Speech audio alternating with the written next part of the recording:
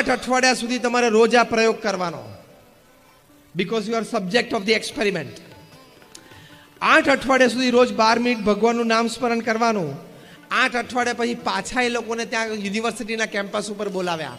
1-2 વખત પ્રયોગ કરાવી સાયકોન્યુરો સોફ્ટવેર વર્ઝન 2.0 થી ફરી વખત એ લોકોના માઇન્ડ મેપિંગ અને એમઆરઆઈસ થયા.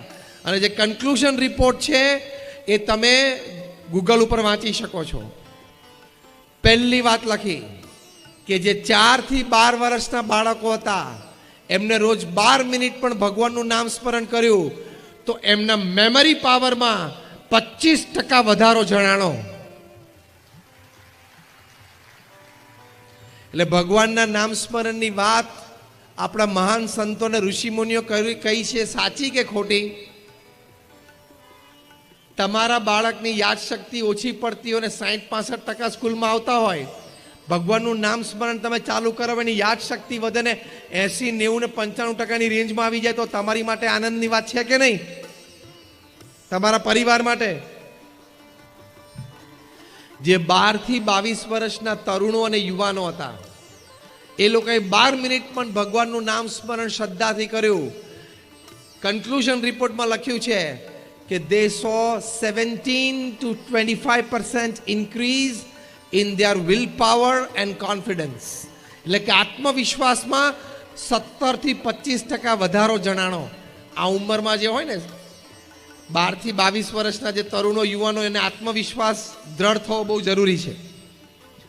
થર્ડ એજ ગ્રુપ 22 થી 60 વર્ષના જે હતા, જે બૌદ્ધા આપણે અહીંયા બેઠા છીએ, એ લોકોને પણ 15 થી 25% વધારો પોતાની બફર કેપેસિટીમાં, એટલે the capacity two absorb shocks of life, એટલે કે જીવનમાં ઝાટકા આવે, દુઃખ આવે એ સહન કરવાની શક્તિમાં 25% વધારો જણાણો. કારણ કે જેટલા ઝાટકા આવે આ ઉંમરમાં જ આવી જાય. હા, તો દુઃખ સહન, ઝાટકો સહન કરવાની શક્તિમાં, that is called buffer capacity, એમાં 25% વધારો. અને જે ઓલ્ડ એજ હતા 60 થી 80 વર્ષના હતા એ લોકોને તો બહુ જ મોટો લાભ થયો કે 12 મિનિટના નામ સ્મરણથી આ સાયકોન્યુરો સોફ્ટવેર્સના માઇન્ડ મેપિંગ અને એમઆરઆઈએ કહ્યું કે એ ઉંમરના લોકોને 15 થી 25% વધારો રોગ પ્રતિકારક શક્તિમાં જણાણો. 80 વર્ષે તમારી માટે મોટામાં મોટી મિલકત શું? સ્વાસ્થ્ય. 80 વર્ષની ઉંમરે તમે તમારી બધી જ ક્રિયા જાતે કરી શકો, હરીફરી શકો, 2 પ્રસંગે જઈ શકો, તો એ તમારી માટે મોટામાં મોટી મિલકત છે. તો તમારા જીવનમાં એ સમયે વૃદ્ધાવસ્થામાં તમને રોગ પ્રતિકારક શક્તિમાં આટલો વધારો ભગવાનના નામ સ્મરણથી મળે છે. એટલે વોટ વોઝ પ્રૂવડ કે ભગવાનના નામ સ્મરણથી તમારી યાદ શક્તિ વધે છે, તમારો વિલ પાવર વધે છે, તમારો કોન્ફિડન્સ વધે છે, તમારી દુઃખ સહન કરવાની શક્તિ વધે છે અને તમારી રોગ પ્રતિકારક શક્તિ વધે છે. હું કહું છું સ્વર્ગની વાત ભૂલી જાઓ, મોક્ષની વાત કદાચ 1 સેકન્ડ માટે ભૂલી જાઓ, પણ આ 5નો લાભ લેવો હોય તો પણ ભગવાનનું નામ સ્મરણ રોજ કરવું જોઈએ કે ના કરવું જોઈએ? આ 5નો લાભ, yes or no? Raise your hands. Yes or no? Yes. જે કરતા હોય એને અભિનંદન છે, ના કરતા હોય ચાલુ કરજો. આ સાયન્ટિફિક છે, મેં તમને નામ આપ્યા છે, તમે ગૂગલ ઉપર જઈ શકો છો. આવી મારી પાસે 500 વાતો છે. ગયા વર્ષે 2018ની સાલમાં જેને નોબેલ પ્રાઇઝ ફોર મેડિસિન મળ્યું, 2 ડોક્ટર્સ, ડોક્ટર તેસુકો હોન્જો, ડોક્ટર એલિસન. શેની માટે એમને નોબેલ પુરસ્કાર મળ્યો? મેડિસિન માટે. એમણે રિસર્ચ કરી, કેન્સરની નાબૂદી માટેની રિસર્ચ. કેન્સર થાય તો કિમોથેરાપી થાય, પછી સર્જરી આવે. આ લોકોએ એવું સાબિત કર્યું કે જ્યારે તમે નિર્જળા ઉપવાસ કરો છો, એટલે કે પાણીનું ટીપું પણ લેતા નથી, એવા 20 કલાક તમે ગાળો, તમારા શરીર અત્યંત ભૂખ્યું થયું હોય, 3 ટંક જમવાનું તમે છોડ્યું હોય, એટલે કે તમે વ્રતમાં છો કે તમે ઉપવાસમાં છો, એ વખતે તમારું બોડી છે એ મેલેશિયસ, મેલિગ્નન્ટ સેલ્સ ખાય છે. એટલે કે જે કેન્સરની કોષો છે ને એને આ શરીર ખાઈ જાય છે. પછી એમણે વાત કરી કે કે આપણા શરીરનું જે સૈન્ય છે ને WBC છે, વ્હાઇટ બ્લડ કાર્પસલ્સ, એમાં ટી સેલ્સ છે, આલ્ફાબેટિકલ ટી, એ સૌથી તાકાતવાર કોષો છે જે રોગના જર્મ્સ અને બેક્ટેરિયા સામે લડે છે. એમણે કહ્યું કે એક એક ટી સેલમાં તાકાત છે 1,000 કેન્સર સેલને મારી નાખવા માટેની. પણ આપણી ખાવા પીવાની ખોટી આદતો, બર્ગર ને પીઝા ને ફાસ્ટ ફૂડ ને કોલ્ડ ડ્રિંક, એણે આ ટી સેલનો પાવર દાબી દીધો છે. આપણા ઉઠવા બેસવાની ખોટા સમય અને આદતો, રાત્રે 12-1 વાગ્યા સુધી જાગવાનું, સવારે 9 વાગે ઉઠવાનું, એ ખોટી આદતો, આ બધી આદતોએ આ WBCમાં જે ટી સેલ્સ છે ને એનો પાવર દબાવી દીધો છે. પણ પાછો એ પાવર તમારે જાગૃત કરવો છે, યસ ઓર નો? તો ડોક્ટર તેસુકો હોન્જો, આ હું નામ સાથે બોલું છું, તમે ગૂગલ ઉપર જઈ શકો છો, અને ડોક્ટર એલિસને કહ્યું કે વર્ષમાં 20 દિવસ પણ તમે 20 કલાકનો નિર્જળા ઉપવાસ કરો તો આ ટી સેલ્સ પોતાના પાવર ઉપર આવી જાય. એક ટી સેલ 1,000 કેન્સર સેલને મારી શકે. તમને ક્યારેય કેન્સર ન થાય, કેન્સર થવાની લિસ્ટ શક્યતાઓ તમારા જીવનમાં આવી જાય. સાયન્ટિફિક. તો આપણા મહાન ઋષિ મુનિએ આ તપની જે વાત કરી છે, સાચી કે ખોટી? એક લીટીમાં જવાબ આપો કે મંદિરની સમાજમાં જરૂર શું છે. મેં કહું તારી ભાષામાં તને જવાબ આપું, બસ. તું કારખાના વાળો છું ને, એટલે હું તને તારી ભાષામાં જવાબ આપું. મેં કીધું એક લીટીમાં જવાબ એ છે, મંદિર are the biggest employment generator industry of the country. સૌથી વધારે વ્યવસાય ઊભો કરે છે મંદિર. ખબર તમને? તમારા કારખાના નહીં. ભારતમાં 35 લાખ મંદિરો છે. એક મંદિર એવરેજ 10 જણાને કામ આપે એવું તમે સમજી લો. કારણ કે બહાર બેસીને કંકુ વેચતો હોય ને એને એમ્પ્લોયમેન્ટ મળે છે, અંદર પૂજારીઓને એને પગાર મળે છે, એટલે એને એમ્પ્લોયમેન્ટ મળે છે. તિરુપતિ બાલાજી કેવા મોટા મંદિરો ત્યાં તો હજારો હોય, અને નાના દેરા હોય ત્યાં કદાચ 2-4, પણ એવરેજ 10 ની આવે. 35 લાખ મંદિરો છે, એવરેજ 10, એટલે 3.5 કરોડ લોકોને રોજી રોટી મંદિરો પૂરી પાડે છે. તમારા ભારતની કોઈ પણ એક ઇન્ડસ્ટ્રી લો, તમારી સિરામિક લઈ લો, તમારી વોલ ક્લોક લઈ લો, કોઈ એક ઇન્ડસ્ટ્રી 3.5 કરોડ લોકોને એમ્પ્લોયમેન્ટ નહીં આપતી હોય. Yes or no? Reliance Industries Limited ભારતની સૌથી મોટી ઇન્ડસ્ટ્રી. RIL નું ટોટલ એમ્પ્લોયમેન્ટ 3 લાખનું છે. આવું 3.5 કરોડ લોકો મંદિરના લીધેની આજીવિકા ચાલે છે. જે બહાર બેસીને કંકુન અગરબત્તી વેચે છે ને, એ મંદિર ના હોય ને કંકુન અગરબત્તી ન વેચે તો એની પાસે બીજી કોઈ જ કળા નથી કે એ પોતાનું રોજી રોટી કમાઈ શકે. Biggest employment generator. 3.5 લોકોની, આ તો 3.5 કરોડ લોકો નોકરી કરે છે ત્યાં, એટલે કે કમાય છે. એની ઉપર 2-3 જણા આધારિત હોય પરિવારના. હા કે ના? પરિવારમાં 1 જણો કમાતો અને 2 જણા પત્ની અને હાઉસવાઈફ હોય, દીકરો હોય નાનો ભણતો હોય. ખાલી તમે 3 ગણો, 3.5 મલ્ટીપ્લાય બાય 3 કેટલું થયું?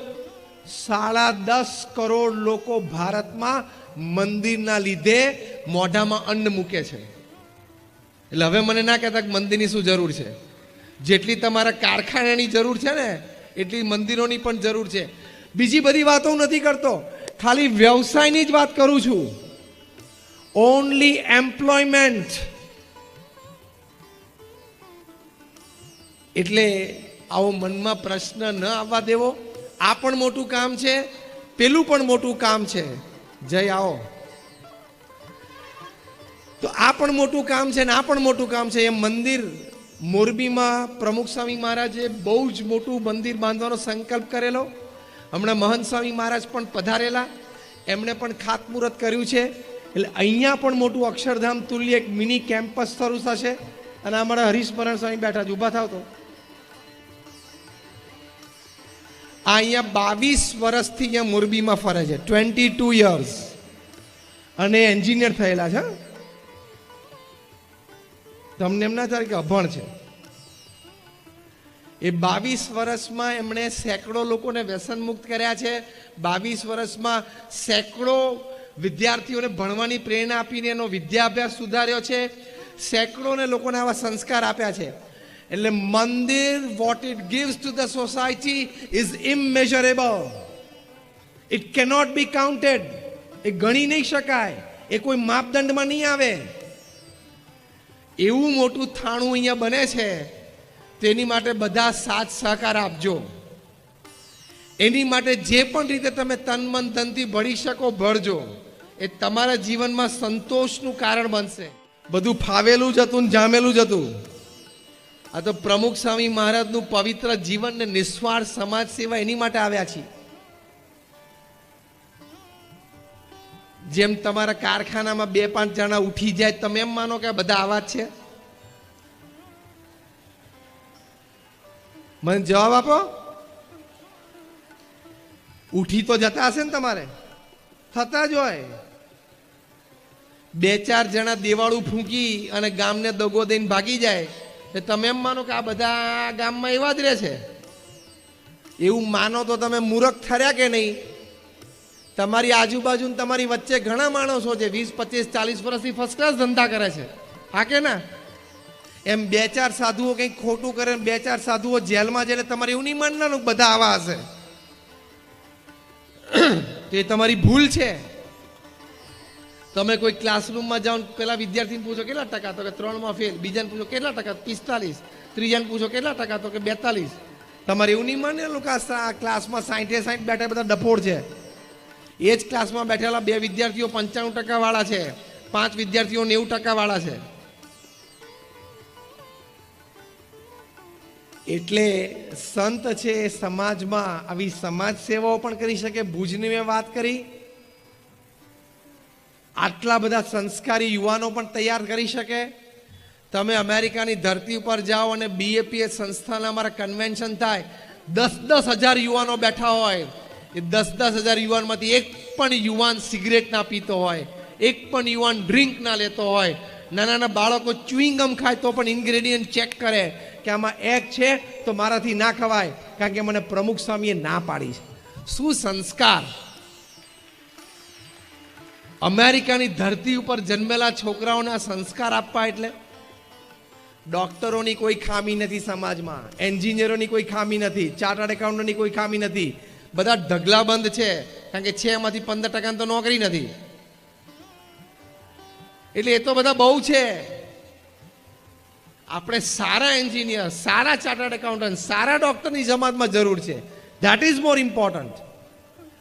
તો એ તમને આવી સંસ્થાઓ, આવા મંદિરો આપશે, આવા સંતો આપશે. એક કપલ ડિવોર્સ નક્કી થયેલા, દિલ્હીની વાત કરું છું. બંનેના લોયરે કીધું કે તમે સાઇન કરો કે તમને મ્યુચ્યુઅલ એગ્રીમેન્ટથી આપી દઈએ. બંને સહમત હતા, બંને પ્રોફેશનલ હતા, એકબીજા પાસે કોઈ પૈસાની અપેક્ષા હતી નહીં. પતિએ પત્નીને ફોન કર્યો કે ચલો હવે આપણે પરમ દિવસે ડિવોર્સ ઓફિશિયલી લઈએ છીએ, છૂટા પડે છે, ચલો છેલ્લી એકવાર મૂવી જોઈ આવીએ. પત્નીએ કીધું મૂવી નથી જોવું, આપણે અક્ષરધામ જઈએ. દિલ્હી અક્ષરધામમાં આવ્યા. આ તો એ લોકોએ ઘટના લખીને અમને આપી એટલે અમને ખબર પડી. અને ત્યાં પ્રદર્શનો જોયા, ત્યાં રામાયણનો સ્પોટ જોયો કે રામને આજ્ઞા થઈ તમે વનમાં જાઓ. સીતાજીએ કીધું કે હું સાથે જઈશ, ત્યારે બધાએ કહ્યું તમારે જવાની જરૂર નથી. સીતાજીએ કહ્યું કે હું અર્ધાંગની છું, મારા પતિ અહીંયા મહેલમાં રહે અને રાજા તો હું રાણી, મારા પતિ જંગલમાં જાય તો હું જંગલમાં જઈશ. આ દ્રશ્ય જોયું, અમારા સ્પોટ ગાઈડ એનું વર્ણન કર્યું, અને પતિ પત્ની બંનેને અંતરદ્રષ્ટિ થઈ. વિચાર આવ્યો, અને વિચાર આવ્યો એટલે પછી બંનેના આંખમાં આંસુ આવી ગયા. અમારા સ્પોટ બોયે કીધું કે કેન આઈ હેલ્પ યુ, તમને કંઈ મદદ કરી શકું? તો કે ના, લીવ અસ અલોન, અમને એકલા છોડી દો.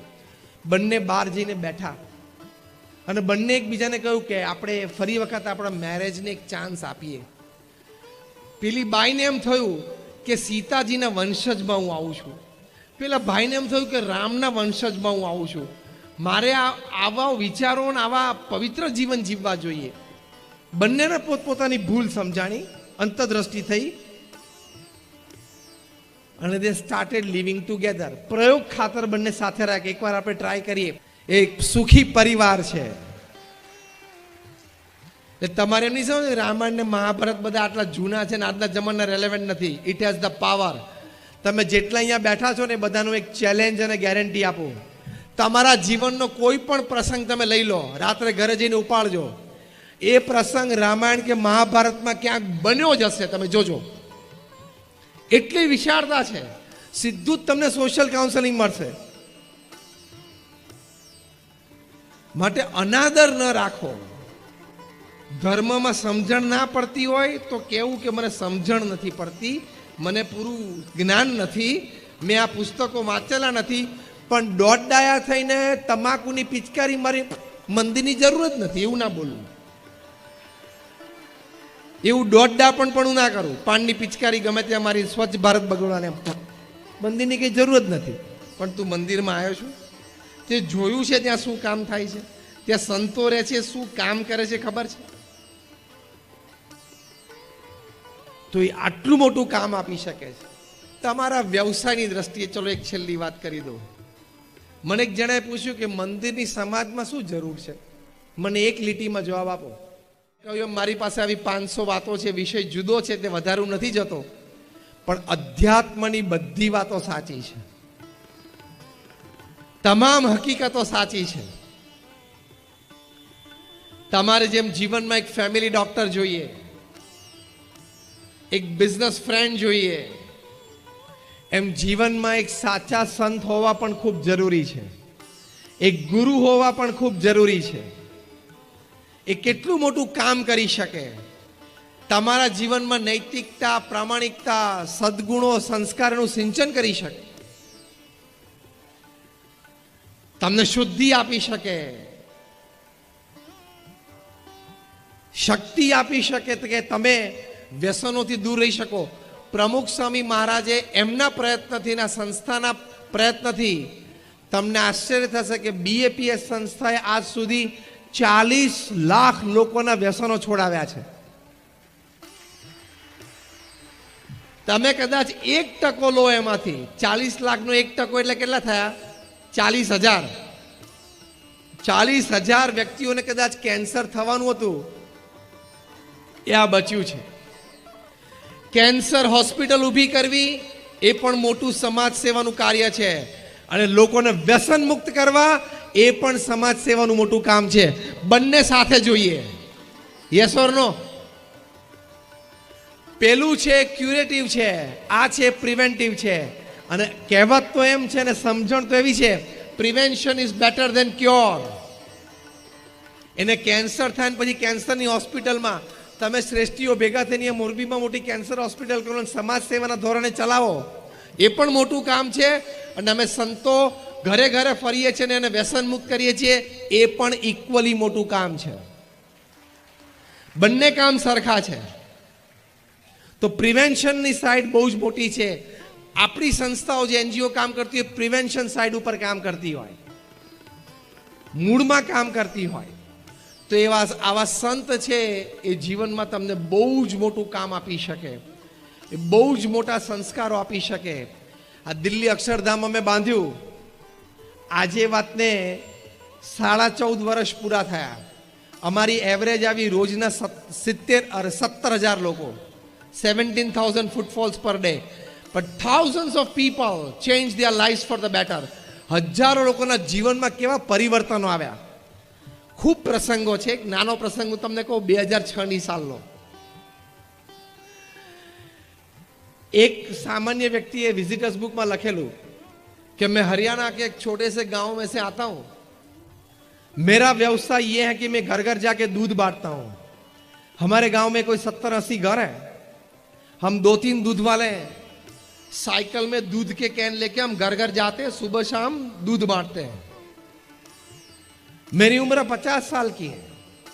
मैं दिल्ली सिर्फ 2 दफा आया हूं. एक बार कोई हमारे गांव में बड़े घर में शादी थी तो मैं बारात में आया था, और दूसरी दफा अभी आया. लोगों ने कहा चलो अक्षरधाम देखने के लिए चलते, इसलिए मैं आज आया. यहां अक्षरधाम देखा, प्रदर्शनी देखी, इतनी प्रेरणाएं मिली कि आज से मैं प्रतिज्ञा लेता हूं कि मैं अपने दूध में पानी नहीं डालूंगा. એને એના ગામડે જઈને વાત કરી કે હું મારા દૂધમાં પાણી નહીં નાખું ભાઈ. મને આવી સરસ પ્રેરણા મળી. બાકીના બે દૂધવાળાએ પણ એ પ્રેરણા લીધી. એટલે અમે કહીએ છીએ કે હરિયાણાનું એ નાનું ગામડું જ્યાં ઘરે ઘર બધા સારું દૂધ પીવે છે ને, એ અક્ષરધામના કારણે. લોકોને એમ થાય કે મંદિરથી શું કામ થશે. મંદિરથી જે કામ થાય છે ને અદ્વિતીય અને અલૌકિક છે.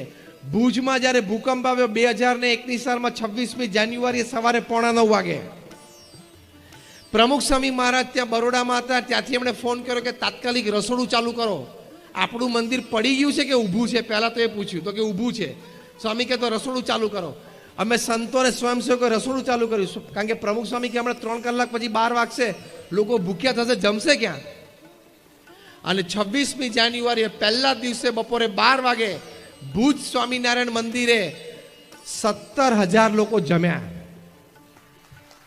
પ્રમુખ સ્વામી મહારાજના રિપોર્ટ મળ્યો. પ્રમુખ સ્વામી મહારાજે કહ્યું રસોડું ચાલુ રાખો. અને આવતા 10 મહિના સુધી 3 ટંક થઈને રોજ 85,000 લોકો અમારે ત્યાં પ્રેમથી જમતા, નિઃશુલ્ક. અને 4 જ દિવસમાં 26મી જાન્યુઆરી 2001માં ભૂકંપ આવ્યો. ચોથા જ દિવસે 30મી જાન્યુઆરીએ પ્રમુખ સ્વામી મહારાજે મુંબઈથી 800 ટનનું જહાજ મુન્દ્રા પોર્ટ ઉપર મૂકી દીધું. અને અમે લોકોએ 10 જ દિવસમાં 509 ગામોમાં આ રિલીફ કિટ પહોંચાડી. પછી જ્યારે પુનર્વસન શરૂ થયું, પ્રમુખ સ્વામી મહારાજે કહ્યું કે આપણે ગામો દત્તક રાખવા છે.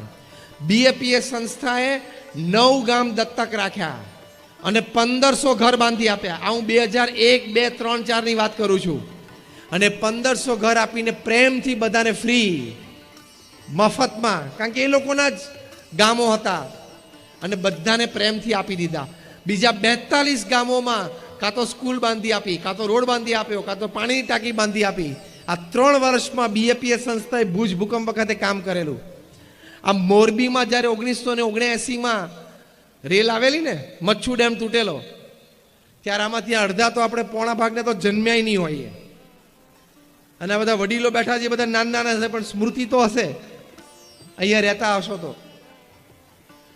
પ્રમુખ સ્વામી મહારાજ તાત્કાલિક ઓલ ઇન્ડિયા રેડિયોના સ્ટેશન ઉપર ગયા અને ત્યાંથી જાહેરાત કરી. પ્રમુખ સ્વામી મહારાજે આપણા સ્વયંસેવકો તાત્કાલિક મોરબી પહોંચો.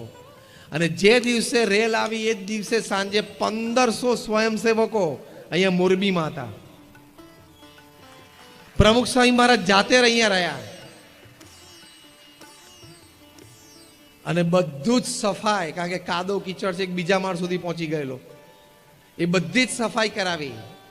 અહીંયા મુસલમાન જ્ઞાતિ આવીને પ્રમુખ સ્વામી મહારાજને કહ્યું કે થોડા દિવસ પછી અમારી ઈદ છે, પણ અમારા મસ્જિદમાં તો આટલો બધો ગારો ભરાયેલો છે. આ પ્રસંગની ખબર અમને વડોદરા જિલ્લા પંચાયતના પ્રમુખ શ્રી ઇકબાલભાઈએ પ્રમુખ સ્વામી મહારાજની શ્રદ્ધાંજલિ સભામાં જાહેરમાં કીધો ત્યારે ખબર પડી કે અમે 5-7 અમે મુસલમાન યુવાનો પ્રમુખ સ્વામી મહારાજ પાસે ત્યાં મોરબીમાં ગયા કે અમારી મસ્જિદમાં અહીંયા ઘણો ગારો ભરાયેલો છે, અમે તો સાફ કરી નહીં શકીએ કારણ કે અમે ઓછા છીએ. પ્રમુખ સ્વામી મહારાજ જાતે મસ્જિદમાં ગયા. આ 1979ની વાત કરું છું. અને એસેસમેન્ટ કર્યું કે ભાઈ આમાં કેટલું માણસો સ્વયંસેવકો જોશે. રાત્રે સ્વયંસેવકોની ફાળવણી પ્રમુખ સ્વામી જાતે કરતા અને 100 સ્વયંસેવકોને કહ્યું કે તમારે 3 દિવસમાં મસ્જિદ સંપૂર્ણ સફાઈ કરવાની. એ કરી અને ઈદ આવી ત્યારે મોરબી, વાંકાનેર, આજુબાજુના ગામોમાંથી 5000 મુસલમાન ભાઈઓ ભેગા થયેલા. પ્રમુખ સ્વામી મહારાજે બુંદીના લાડુ બનાવડાવ્યા અને બધા 5000 મુસલમાનોને પ્રેમથી પોતાના હાથે બુંદીના લાડુ જમાડેલા. એક સાચા સંત સમાજમાં કેવા પ્રસંગો ઊભા કરે, કેવું કામ કરી શકે, એ અનબિલીવેબલ છે. તો જીવનમાં આ પણ જરૂરી છે. દાદરાનગર હવેલીમાં પ્રમુખ સ્વામી મહારાજ 72 ગામડામાં ઝૂંપડે ફરેલા છે. આપણે તો હજી જુવાન અવસ્થાને શું કામ કરીએ છીએ. પ્રમુખ સ્વામીની ઉંમર 65, 70, 75 હતી ત્યારે રાત્રે 12 વાગ્યા સુધી આદિવાસીના ઝૂંપડામાં જતા અમે એમને નજરે જોયા છે.